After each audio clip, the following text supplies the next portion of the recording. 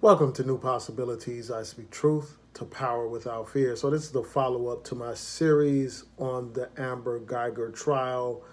As you all know, she was convicted of murder for killing Botham Jean, and today she was sentenced to 10 years in jail. And that sentence is really just a slap on the wrist. It's inadequate, it doesn't bring about true justice, and it just shows you how insignificant black life is in the minds of the criminal justice system and in the minds of many people. Now, I'm glad that she was sentenced, that she will serve time, but this sentence is very light. More likely than not, she's going to probably serve just about half of that time, according to many of the legal analysts and experts. So this is basically a slap on the wrist. And a lot of the members of the family were outraged when they heard the sentence announced in the courtroom. Now, at some point during sentencing or after sentencing, you had Botham Jean's brother take the stand. And he made some rather controversial remarks, and I just want to share and summarize some of those remarks and then just provide my thoughts. So this is what he said to Amber Guyger while he was on the stand. He said, "I forgive you." He said, "If you go to God, he will forgive you." He said, "I don't want you to go to jail." He said, "I don't want you to go to jail." He said, "I want what's best for you. What would be best for you would be for you to give your life to Christ." He said, "I love you as a person." And then he begged the court for an opportunity to hug the woman who killed his brother. He said, "Please," at least 2 times to the judge, begging for an opportunity to hug the woman that killed his brother.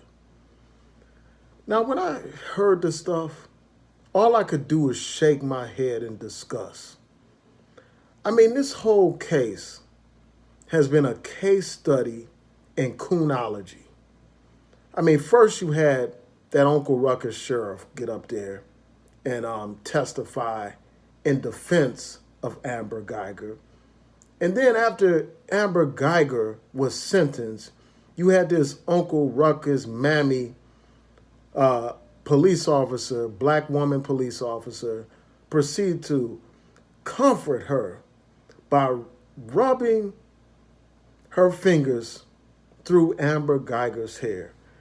And to top this stuff all off, you had this blind, deaf, and dumb Negro get on the stand and say that he forgives the woman that killed his brother.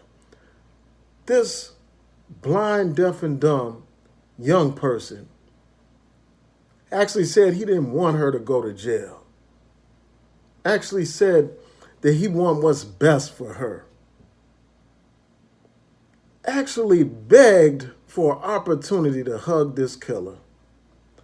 And, when I saw this, I was disgusted. I have to say that, it's a case study in Coonology, as I said before. It's a case study in slave religion. I mean, any religion that teaches you to love your enemy is a religion that is designed to enslave you. Any religion that tells you to forgive your enemy, someone that's killed your brother, is a religion that is a slave religion.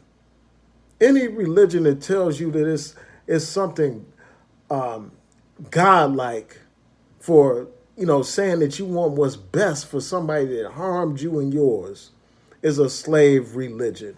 And that's what this is, man. Clearly, this young man is brainwashed and brain dead.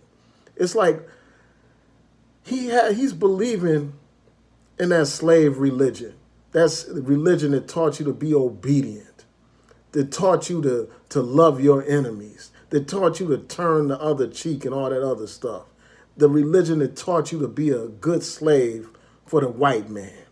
That's the kind of religion that this young man is practicing.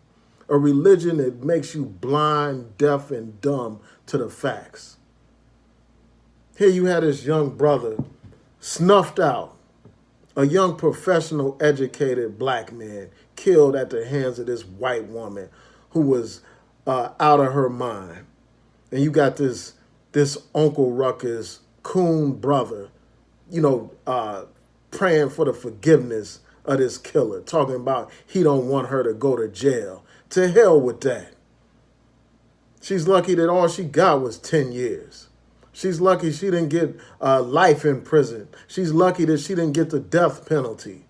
But here you got this tap dancing, shoe shining, ass kissing, delusional Negro talking about he forgives her, talking about he don't want her to spend any time in jail.